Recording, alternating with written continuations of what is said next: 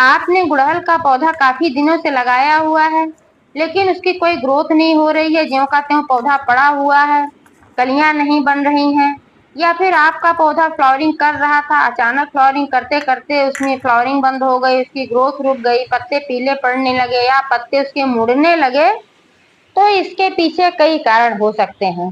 सबसे पहला कारण तो होता है पोषक तत्वों की कमी। तो दोस्तों, आज मैं एक ऐसा फर्टिलाइजर बताने वाली हूँ जो बिल्कुल फ्री का है, आपके किचन में मौजूद है। आप उसको फेंके नहीं, बल्कि गुड़हल के गमले की मिट्टी में मिला दें। आपका गुड़हल का पौधा तेजी से ग्रोथ करेगा और उसमें ढेर सारी कलियां बनना स्टार्ट हो जाएंगी और बहुत ही अच्छी उसमें फ्लावरिंग होगी। दोस्तों, पोषक तत्वों के अलावा भी और कई बातें ऐसी होती हैं जिसकी वजह से गुड़हल के पौधे में ये सारी समस्याएं आती हैं। तो किस कारण से आपके गुड़हल के पौधे में समस्याएं आ रही हैं और कौन सा फर्टिलाइजर डालना है वगैरह वगैरह की संपूर्ण जानकारी मिलेगी इस वीडियो में। तो प्लीज वीडियो पर अंत तक बने रहें। अगर पसंद आए तो लाइक करें, शेयर करें और चैनल को अभी तक सब्सक्राइब नहीं किया है तो प्लीज चैनल को भी सब्सक्राइब करके बेल आइकन को प्रेस कर दें ताकि सारे अपडेट्स आपको मिलते रहें। दोस्तों, सबसे पहले तो आप जान लीजिए कि गुड़हल के पौधे की पत्तियां मुड़ने की समस्या और पत्ते पीले पड़ने की समस्या क्यों होती है। इसका सबसे बड़ा कारण यह होता है पानी। अगर आपने इसमें पानी अधिक डाल दिया है तो भी पत्ते पीले पड़ते हैं, पत्ते मुड़ते हैं, क्योंकि जब अधिक पानी हो जाता है तो मिट्टी दलदली हो जाती है। जब मिट्टी दलदली हो जाती है तो ऑक्सीजन जड़ों तक नहीं पहुंच पाता है। जब ऑक्सीजन जड़ों तक नहीं पहुंच पाता है तो जड़ें सड़ने लगती हैं। इस वजह से जब जड़ें सड़ने लगती हैं, मजबूत नहीं हो पाती हैं, तो फिर ऑक्सीजन पौधों तक भी नहीं पहुंच पाता है। ऑक्सीजन के बिना तो पौधे फिर जिंदा ही नहीं रह सकते हैं। यही कारण है कि पौधा आपका खराब होने लगता है। इसलिए सबसे पहली बात तो यह है कि आप ओवर वाटरिंग से बचें। दोस्तों, अगर आपने गुड़हल के पौधे को लगाने के लिए अच्छी मिट्टी का इस्तेमाल किया है, यानी कि जल निकासी वाली भुरभुरी मिट्टी का इस्तेमाल किया है, तब तो अगर कभी ओवर वाटरिंग हो भी गई तो ड्रेनेज होल से एक्स्ट्रा जो पानी होता है वो नीचे से निकल जाता है। लेकिन अगर आपने ऐसी मिट्टी का इस्तेमाल नहीं किया है तब आपके पौधे की ग्रोथ कभी भी नहीं होगी, चाहे आप कितना भी उसमें खाद वगैरह डाल लें। दोस्तों, दूसरा कारण हो सकता है पौधा खराब होने का या पत्ते पीले पड़ने का फंगस या कीटों का अटैक। जब पौधे पर कीटों का अटैक हो जाता है तब भी पौधे खराब होने लगते हैं। इसके लिए आप अपने पौधे का बारीकी से निरीक्षण करें, किसी में किसी प्रकार के कीड़े वगैरह तो नहीं लगे हैं, फंगस तो नहीं लगा है। अगर पत्तों पर इसके नहीं दिखते हैं कोई फंगस वगैरह, तब आपको समझ जाना चाहिए कि इसमें है पोषक तत्वों की कमी। और अगर किसी प्रकार के कीड़े इस पर दिखते हैं, छोटे बड़े या कोई भी कीड़े, जैसे इस पे एफिड्स है, व्हाइट माइट्स है, सबसे ज्यादा तो गुड़हल के पौधे पर मिली बग्स का अटैक होता है, जो कि साफ साफ दिखता है, एकदम सफेद सफेद जितने लग जाते हैं इस पे, वो बहुत ही खतरनाक होते हैं। सारे ही कीड़े खतरनाक होते हैं। इनसे छुटकारा पाने के लिए आप नीम ऑयल का इस्तेमाल कर सकते हैं। नीम ऑयल बहुत ही आसानी से आपको मार्केट में मिल जाएगा। और अगर आप नीम ऑयल नहीं खरीदना चाहते हैं, आपके घर के आसपास नीम का पेड़ है, तो आप नीम की पत्तियों से बहुत ही अच्छा कीटनाशक बना सकते हैं। नीम की ताजी हरी पत्तियों को तोड़कर उसको पीसकर फिर उसका रस निकाल कर छान कर फिर उस रस को पानी डालकर डाइल्यूट कर लेना है। जैसे 100 ml अगर उसमें से रस निकला है तो फिर 1 लीटर इसमें और पानी डालकर डाइल्यूट करके स्प्रे बोतल में भरकर पौधों पर छिड़कना है। किसी भी प्रकार का कोई भी कीड़ा होगा नष्ट हो जाएगा, फिर उस पर दोबारा कीड़ा जल्दी आता भी नहीं है, क्योंकि नीम की पत्तियों की स्मेल ऐसी होती है कि बहुत सारे कीड़ों को तो बिल्कुल नहीं पसंद होती है और बहुत ही दूर से भाग जाते हैं। और कुछ कीड़े ऐसे होते हैं कि जो रहते हैं तो मर जाते हैं, खत्म हो जाते हैं, क्योंकि नीम में एंटीबैक्टीरियल, एंटी फंगल, एंटीवायरल गुण पाए जाते हैं।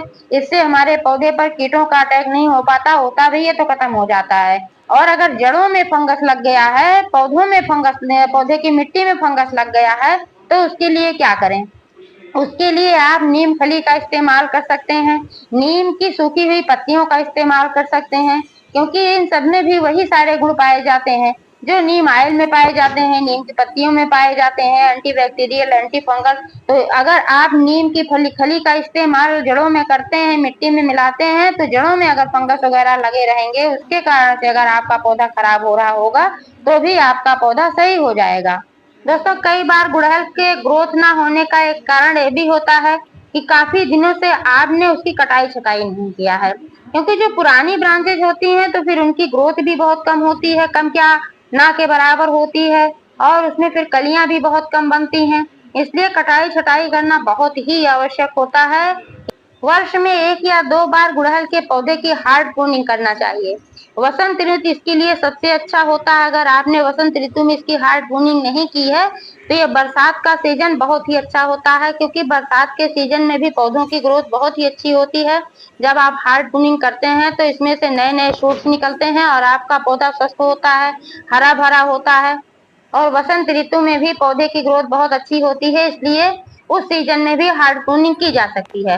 हार्ड प्रूनिंग में आप मेन 2-3 ब्रांचेज जो होती हैं मोटी मोटी, इनको छोड़कर आपको सब कट करके हटा देना होता है, फिर इसमें से नई ग्रोथ होती है।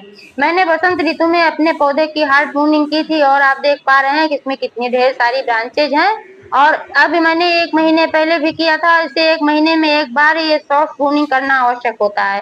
सॉफ्ट प्रूनिंग में ऊपर से 4-5 इंच कट करके हटा देना होता है, क्योंकि बीच बीच में जब फ्लावरिंग हम ले चुके होते हैं तो उसमें जब हम शॉर्ट प्रूनिंग करते हैं तो उसमें और नई नई ब्रांचेज निकलती हैं, नए शूट्स निकलते हैं और उन्हीं में फिर कलियां बनती हैं। पौधा हमारा स्वस्थ रहता है, हरा भरा दिखता है। आप देख पा रहे हैं मेरा पौधा 3 साल पुराना है और ऐसा ही इस बकेट में लगा हुआ है और हरा भरा बना हुआ है। आज तक मैंने इसकी रिपोर्टिंग भी नहीं की है। लेकिन दोस्तों, अगर आपके पौधे की ग्रोथ हो रही है, इसमें फ्लावरिंग हो रही है, आपका पौधा ठीक ठाक चल रहा है, तब हार्ड प्रूनिंग करने की आवश्यकता इस सीजन में नहीं है। आप सिर्फ सॉफ्ट प्रूनिंग करें। इसके लिए आप ऊपर से 4-5 इंच कट करके हटा दें। जहां से आप कट करके हटाएंगे वहां से नए नए शूट्स निकलेंगे। एक जगह से कम 4-5 निकलेंगे। इससे आपका पौधा घना होगा और स्वस्थ होगा। नई ब्रांचेज जो होती हैं स्वस्थ होती हैं और उसमें कलियां बनती हैं। दोस्तों, मेरे पौधे में अभी भी फ्लावरिंग हो रही थी, लेकिन फ्लावरिंग कम हो गई थी, क्योंकि पुरानी ब्रांचेज जो होती हैं उनमें मैंने अभी बताया कि कलियां कम बनती हैं और फ्लावरिंग भी कम होती है। इसलिए मैंने इसकी कटाई छटाई कर दिया था। आप देख पा रहे हैं कि मैंने इसमें सभी ब्रांचेज में लगभग जितनी भी हैं सबकी कटाई छटाई ऊपर से मैंने सॉफ्ट प्रूनिंग कर दिया था। और इसमें अब फिर से नए नए शूट्स निकले हुए हैं। अब इसमें देख पा रहे हैं आप कलियां भी बनना स्टार्ट हो गई हैं, क्योंकि मैं अपने पौधे को मेंटेन करके रखती हूँ। इसमें पोषक तत्वों की कमी नहीं होने पाती है, धूप वगैरह बराबर लगती है। पौधे को धूप की भी आवश्यकता बहुत होती है। गुड़हल के पौधे को कम से कम 4-5 घंटे की धूप की आवश्यकता होती है, तभी इसमें ठीक तरीके से फ्लावरिंग होती है, तभी इसकी ठीक तरीके से ग्रोथ होती है। धूप के अभाव में पौधा ग्रोथ नहीं कर पाता है और पौधे में फंगस वगैरह भी लग जाता है जब आपके पौधे पर धूप नहीं ठीक तरीके से पड़ती है तो। इसलिए 4-5 घंटे की धूप आवश्यक है। अगर आप 4-5 घंटे की धूप में नहीं रख पा रहे हैं तो कम से कम 3 घंटे की धूप तो जरूरी है।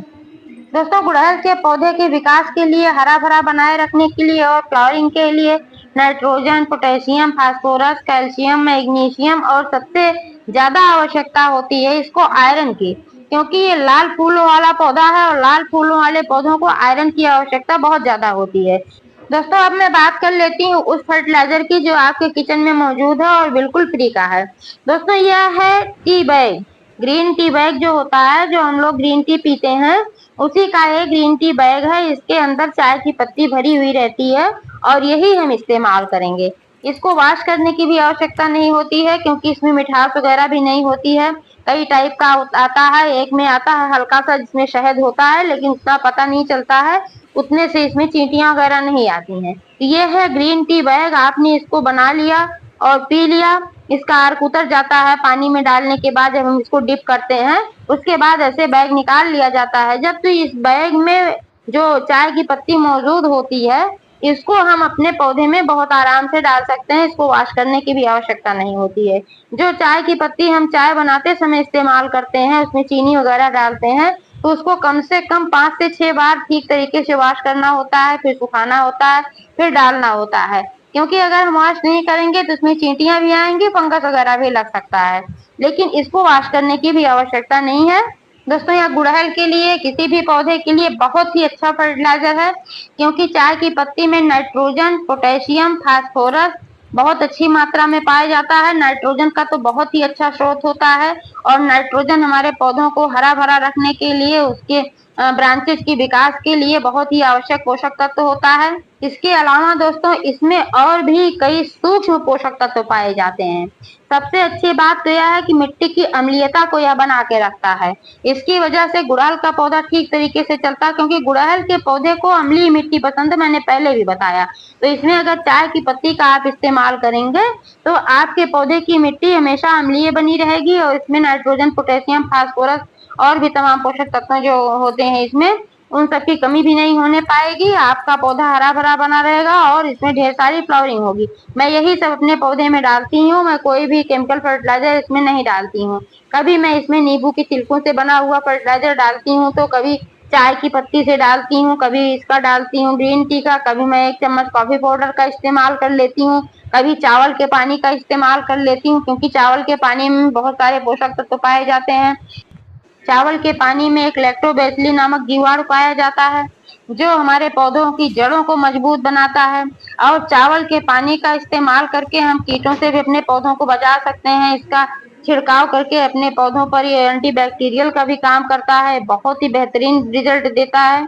आप चावल के पानी को डायरेक्ट भी इस्तेमाल कर सकते हैं। जो चावल बनाते समय हम चावल को धुलते हैं 3-4 बार, जो पानी निकलता है और फेंक दिया जाता है, मैं उसी चावल के पानी की बात कर रही हूँ। आप डायरेक्ट ऐसे इस्तेमाल कर सकते हैं और इसका आप फर्टिलाइजर भी बना सकते हैं। फर्टिलाइजर बहुत ही बेहतरीन तरीके से बनता है, बहुत ही अच्छा फर्टिलाइजर इसका बनता है। मेरे चैनल पर इसका वीडियो आपको मिल जाएगा, किस तरीके से इसका फर्टिलाइजर बनाया जाता है। इसमें कुछ भी नहीं करना होता, बहुत ही सिंपल है। आप मेरे चैनल पर जाकर देख सकते हैं इसका वीडियो कि कैसे इसके चावल के पानी का फर्टिलाइजर बनता है। तो दोस्तों इस तरीके से अपने किचन में उपलब्ध बहुत सारी ऐसी चीजें हैं जिससे हम अपने पेड़ पौधों के लिए बहुत ही अच्छा जैविक खाद बना सकते हैं। तो दोस्तों मेरे बताए हुए इन फर्टिलाइजर्स का इस्तेमाल अपने पेड़ पौधों पर करें और फिर इसका रिजल्ट देखें, फिर कमेंट करके बताएं कि रिजल्ट कैसा रहा। जानकारी कैसी लगी एक बार कमेंट करके अवश्य बताएं। पूरा वीडियो देखने के लिए बहुत बहुत धन्यवाद।